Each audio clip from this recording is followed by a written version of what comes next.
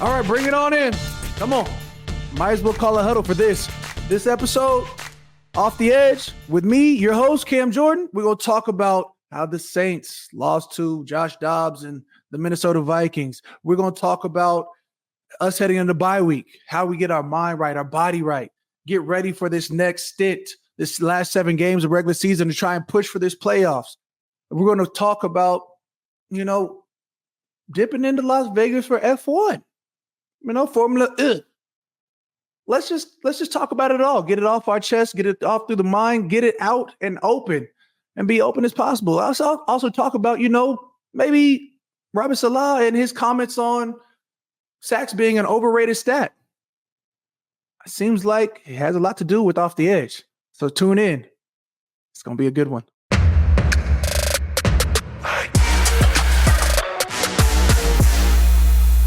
Let's start off. Let's just start it off with the obvious elephant or Viking in the room. The New Orleans Saints lost to the Minnesota Vikings. I'm not going to say I don't know how, because when you look at the tape, you know how. It was a sluggish first start. It was a sluggish, slow start to the half. And honestly, it's something that the Saints have been dealing with for the last 4 or 5 games, been speaking on it. We have to start fast. We have to start strong on offense and defense. Those games that you start fast, you see what happens. 5 turnovers equals a win. No turnovers doesn't really bode well for us as a defense, as a team. And here we go to the Minnesota Vikings. We fly up to Minnesota, play in their stadium against a Josh Dobbs, who has really only had the offense for under 2 weeks. So we knew what we had to do. We had to contain the quarterback. And that first half, he took off, made a couple plays, extended a couple drives, if you will, and scored a couple touchdowns. And that's not what you want as a defense. Literally, you go into at halftime saying, you know what the deal is. Don't let him extend plays. Don't let him do what we saw the film lay out for him when he was with the Arizona Cardinals. Focus on what we can control. That's eliminating those quarterback runs. Another sack taken away from me by a penalty. Hurts, is what it is. Those sacks, they come in bunches. And as much as it hurts to know that 2 have been taken away by penalties, another one is split between a defensive lineman or 2. On a good year, you could be sitting at 5 or 6. Right now, it's sitting at 2. But the pressures are there. The tackles are there. There's a reason why sitting at the left end, a team opposing me runs right. I'm here for all that action, all that smoke, and we're getting pressure on the quarterback. But that being said, going into this game, we knew it wasn't about pressures. And it sort of sucks as a defensive end when you're like, all right, well, this is the tackles that I can beat. This is the guy the matchup that you want, but you have a mobile quarterback like Josh Dobbs, where it's literally a one read and he's out the gates. He's looking to escape from A gaps to B gaps, which is in between those guards, right in between, in between the guards, the tackles. When that pocket collapses, he shoots out. He's already looking. He takes one read. If TJ Hawkinson wasn't open, and he chucked at TJ Hawkinson a lot that first half. I mean, averaging whatever it was, 12 catches on so many targets. Extending those plays, getting out, eluding our defense, extending those drives that ended up in points. Looked up, and that's just, again, not what you want when you think about what you want to do as a defense. Tuned up in the second half. Things are a lot better. I think TJ Hawkinson had like 1 catch. Josh Dobbs maybe had 1 scramble, and we did a lot to him, but not enough early on in the game, which ended us losing. I think Derek Carr going down was pivotal, as well as Jameis came in and started slinging a rock, going deep. 2 touchdowns to A.T. Perry, as well as a one over the top, number 12, Chris Olave. Got us in striking distance. We had a chance, I think, to even the score. But, when you dig yourself a hole that first half, it's hard to dig yourself out of it, especially in the NFL. Each one of these plays is ever more important than the last. And I'm going to keep on stressing it. You have to be able to come out and start fast. And it starts right here, with the D-line. I keep saying, hey, we got to be special. We want to be special. We want to be a great defense. It starts with not allowing a quarterback to escape the pocket. So going forward, Atlanta Falcons, whoever their quarterback's going to be, Heineke or Ritter. I keep saying Riddler, and it's not Riddler. That's disrespectful. Ritter. This is somebody that we have to be aware of, somebody we have to go after and be able to corner. We've got film on both of them, more so than we did on the previous quarterback. So we're just going to take that in and eliminate our mistakes. This is the game of inches. This is something that you can't afford to have these type of mistakes this late in the season.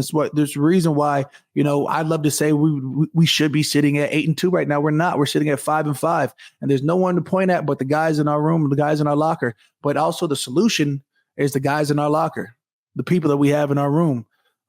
We have to be able to take over.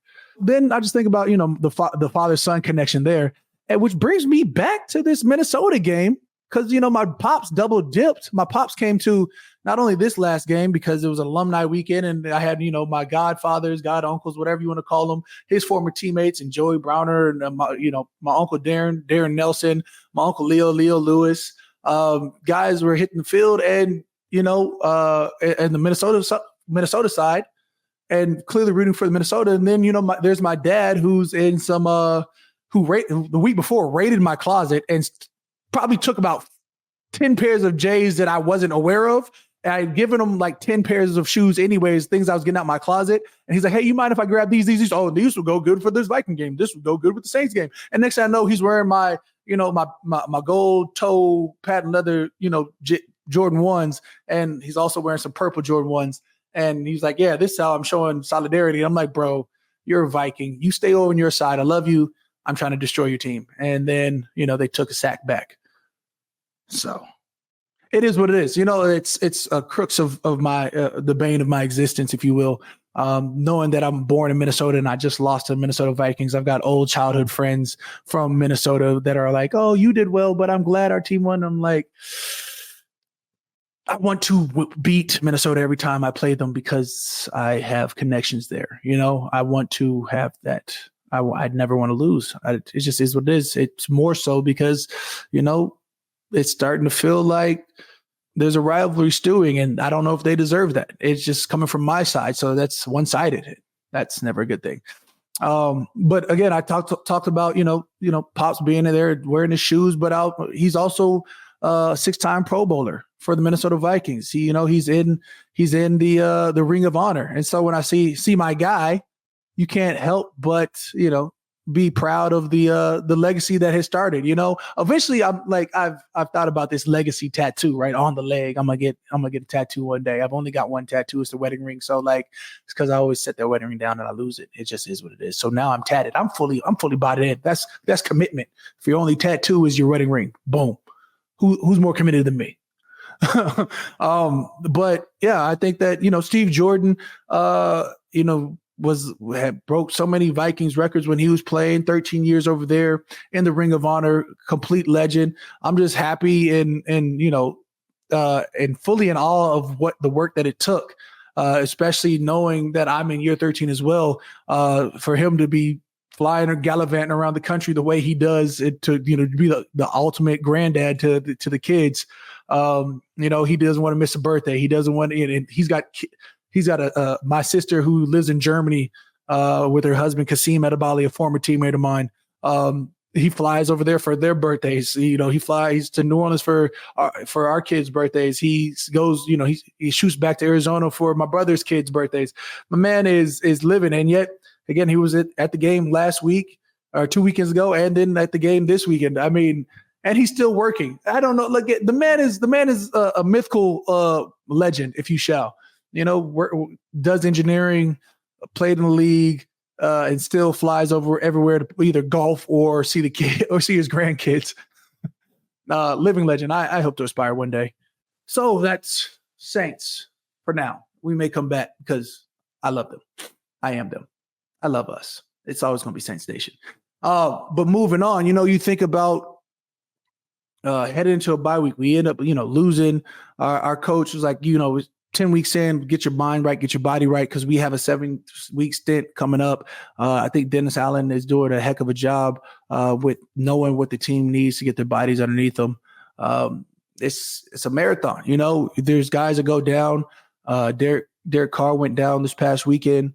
Jameis had to go in. Michael Thomas went down this weekend.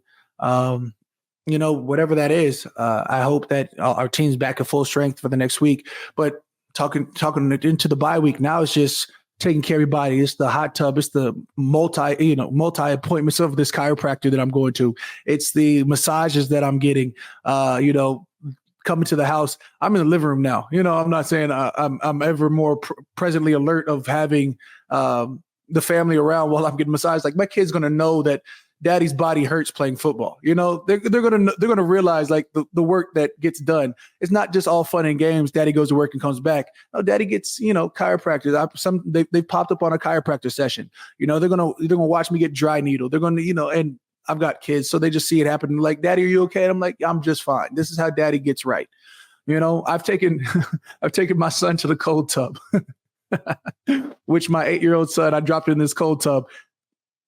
He probably is mentally scarred. Like, I was like, hey, we're going to hop in here for 2 minutes. After 30 seconds, my man jumped out, ran into the hot tub and probably despised me. I had to, like, promise him ice cream just to get the 2 minutes out of him. But there's things that you have to do as athletes to get your body right. And I was like, you know what? Might as well bring my son in there. So there was that. Also, because we had a couple of days off, what would have been my off day this past week, I took off and took off to Las Vegas to go join the EA Sports F1 Showrun, which, I mean, come on, it's Las Vegas. I love video games, and it's this. They put together this event where it was guys like, F1 driver Charles Leclerc. In my mind, I was like Lafleur, but that was from Dodgeball, and I didn't want to disrespect his name, so I kept it to myself. But just know Charles Leclerc was there, Daniel Cormier was there, Max Crosby was there. Then there was a gambit of influencers from across the pond, some English guys, British, if you shall, fellers. Like I said, there was a young Philly. There's a guy named Dirk Chocolate, and I was like, all right, what we doing here, big fella? But these influencers coming together for this event to put on and getting these F1 simulators, with the whole rigs, the whole get ups. Like, I felt like I was in a cockpit of an F1 car. I hopped in what I thought could be a McLaren, but we did like a little contest, a competitive drive, playing the video games, and it felt real. And I learned that I am not an F1 driver. I was sitting right next to Charles Leclerc, and he was driving his butt off. I was in position. I was in third position. I pit stopped when he pit stopped. I had no idea what I was doing. And I took 7th place out of 10 people afterwards because I hit a wall like the last 2 laps. I literally smashed into a wall. It is what it is. You can probably check that out on the F1 YouTube channel or something along the lines. I believe that's it. Maybe it's not it, but it should be it.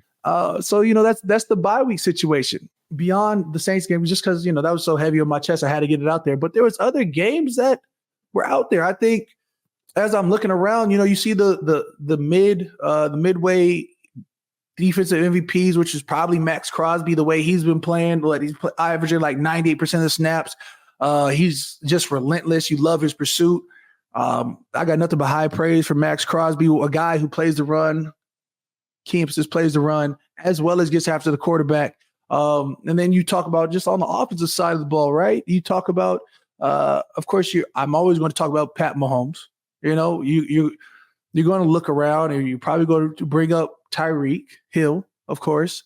And then you're going to look in and be like, that young kid, CJ Stroud, is playing at a high level. This past weekend, he dropped major yards. He's just stacking up these games and looking like a true vet, looking like he deserves to be in that MVP honor category. He's taking the league by storm. I think it's rough as a rookie to win an MVP because you have to, like, I'm not saying it's easy to take the NFL by storm because it's not. I mean, it's not. But I do feel like, that second, third year when people have game plans, when people know your game, and you can excel like the way Lamar Jackson did when he was younger. That's when you get that real MVP consideration. I'm not saying he's not deserving. I'm simply saying, it's a sample size we're getting from CJ. Although MVP race is about this year. What have you done for me lately? So I think you should be in the conversation for sure. And that now win it. I mean, there's still 7 games left, so he could. I'm not saying he can't. I'm just simply saying to beat out guys like Pat Mahomes, to beat out, a Tyreek Hill, to go ahead and try and beat out some of these special players, I think it's going to take a little bit more special from him. But moving on, I definitely think that, as much as I feel like we the Saints have struggled, there's also teams out there that are struggling as well. You talk about the Monday night game, Bills, Denver Broncos, Will Lutz for the game-winning, former Saints Will Lutz, current Denver Bronco Will Lutz for the game-winning field goal for the victory. I mean, think about this. The Bills actually should have won that game, but they had 12 defensive players on that last snap. Now, DC is sick right now. That costs jobs, literally. And so when you think about that, Will Lutz gets a second chance, boots it right through the middle, Denver Broncos win. Sean Payton, Russell Wilson, Denver Broncos look like they're on the up and up. 7 games left. You're going to have to be weary. Is all I'm saying. But when you think about, again, other teams and what they're doing, at the end of the week, you had, head coach Robert Saleh of the New York Jets talking about Quinnen Williams and his dominance, even though he's not getting the sack numbers, the gaudy stats. We're always trying to find a way to, to create one-on-ones for all our guys. Quinnen especially. He's one of the better players in football. I do want to say, I do think sack production is a very overrated stat. I think it's a cool stat that gets guys paid, but it is not the indicative number in terms of, because I've seen guys who get sacks who get lucky as heck. But when you look at Quinnen, teams are going out of their way to game plan Quinnen to try to take him out of the game. He ranks top 5 in every statistical category you can conjure up. He's just not getting the sack production. The overall sack production, like I said, is an overrated stat. Quinnen Williams is one of the top 5 defensive players in all of football, and he's proving it down in and down out. And unfortunately, we live in a society where sack production is the measure of how good a player is, and it's not even close. He's wrecking games. He's taking more double teams, this year than he had previous years. I saw a stat where he's taking 51% double teams on every snap, which means teams are game planning for Quinnen Williams. They're trying to shut him down. But it's also, I've said this in years prior, when they're focused on a star player, when they're focused on the brunt of the force of the D-line, right? If a team is focused on me, that means guys like, Marcus Davenport, Carl Granderson, David Onyemata, whoever it was the years prior, would have to succeed and start winning. When they win their one-on-ones. When they win their one-on-ones, they have to come back. So when you have a guy like Quinnen Williams, you're like, hey, he's only got X amount of sacks. You look at it, but he also opens up, everything else for his other teammates. So you got Huff at, 3 or 4 or 5 sacks. You've got, the other defensive ends now eating off of them.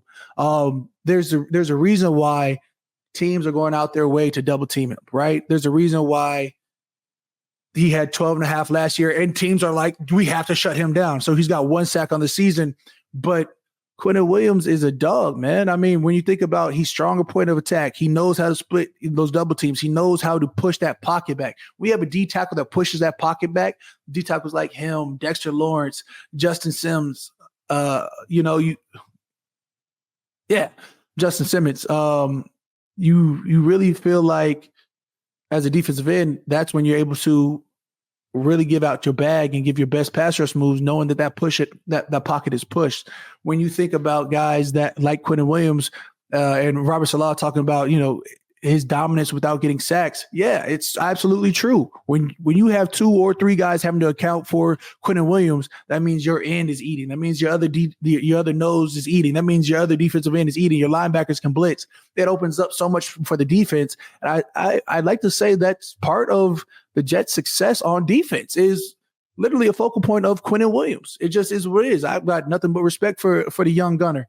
And I mean, if you say who's your top 5 D tackles, you're probably going to start off with Chris Jones. You're going to throw in Aaron Donald. You're going to throw in big D tack over at the Giants, as well as as the Tennessee Titans. You're going to talk about the Philadelphia D lineman, but you're not going to talk about Quentin Williams. You're going to throw him in there. He might be in their top 5 category.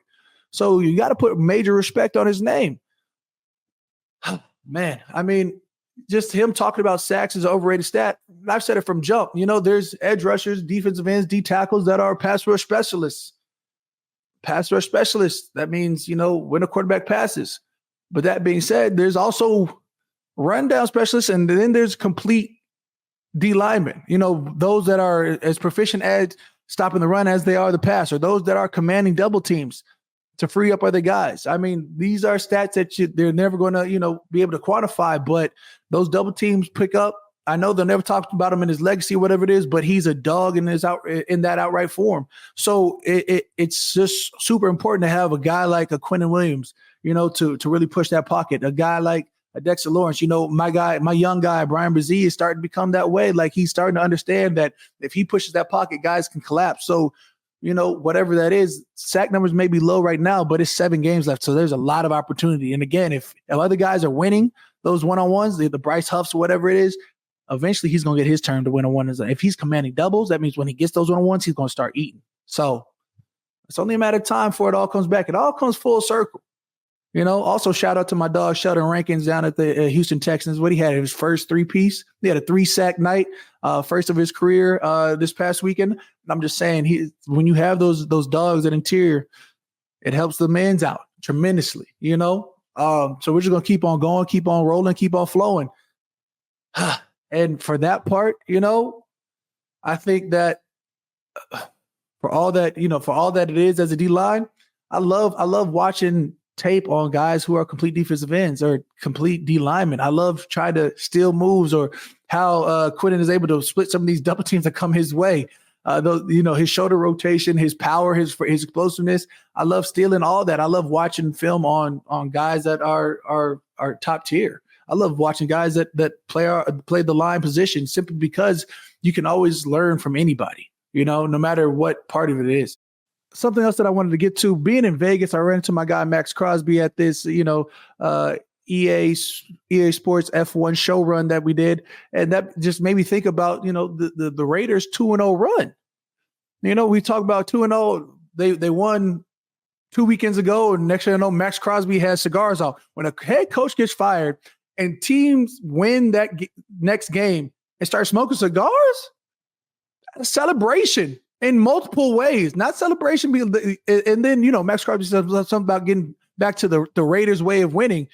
I don't know what that is, but I do know it feels like Antonio Pierce, the former linebacker who was taken over as the head coach for the Raiders, feels like that energy is stemming from somewhere. Now, this past weekend, they got another win. So now they're 2-0 as Antonio Pierce is the Raiders interim head coach. Is it too early to say he deserves to get the full-time job? No. But I just feel like everybody else is going to be like, hey, this is what he's done, this is what he is. But I'm just simply saying he deserves full credit and should get some serious consideration for the job that he's done. And this is not even his team. He's an interim head coach. You give him reins, what else can he do? Because I feel like it's working out well over in Detroit when you have Dan Campbell, former player, take over. I feel like when guys have played X number of years in a league, I think guys understand what they want. And from the old regime where they used to have those double days, whatever it was, and they get that that's not where we are today.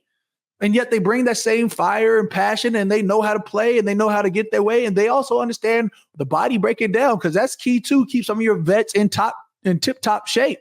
So you're not just grinding them into the dirt during practice and expecting full games to be played. You're bringing out the best of your players. And also when you're bringing that emotion and you're bringing that fire as a coach, and guys can look at you and be like, dang, he's been through this before. You have a lot to relate to. And I feel like that's just a successful pass. So Antonio Pierce should definitely get that, that call. You look at D'Amico Ryans down at the Texans. I'm simply saying it feels like it should be the right way. Yeah? No? I don't know. I'm just simply saying he should definitely get, not that I have any pull whatsoever, but he should definitely get consideration for this head coach job, regardless of how he does, in this next part of the season. I think that he's shown clearly that he's bringing juice and energy to a team that technically isn't his,